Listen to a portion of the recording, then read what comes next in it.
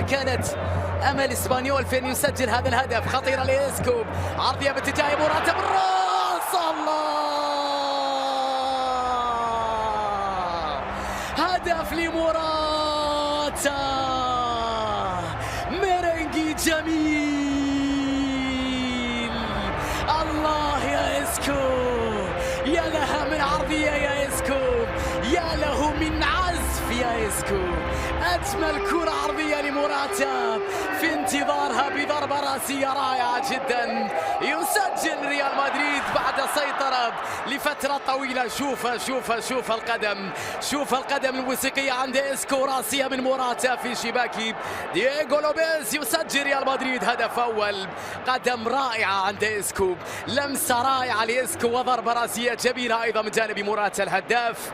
موراتا الذي يريد استغلال دقائق اللعب هذه ليؤكد للجميع أنه يبقى هداف وأنه يستحق أن يلعب أكثر مع ريال مدريد. عرضية في منتهى الروعة من جانب إسكو.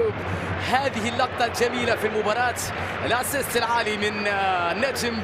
وبعد ذلك يستعيدها رونالدو مرة أخرى، مشروع مرتدة لريال مدريد. إسكو وتحرك انطلاقة من جاريث بيل، بسرعة من جاريث بيل، لمسة لبيل خطيرة لريال مدريد. بيج بيل،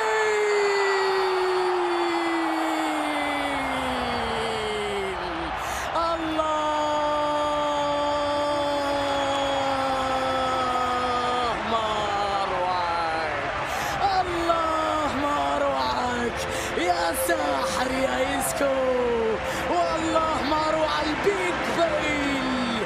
عودة من الباب الكبير يا بيل، وأجمل عودة في وقت حاسم يا بيل. هدف تأمين النتيجة. شوف، أعطيها للساحر، أعطيها للشاطر، أعطيها لزيدان الصغير. إسكو تمريرة زيدانية الهواء، وبيل يسرى قذيفة قوية بعيدة في الشباك. ريال مدريد يؤكد الانتصار مع عودة مهمة كبيرة للبيج بيل.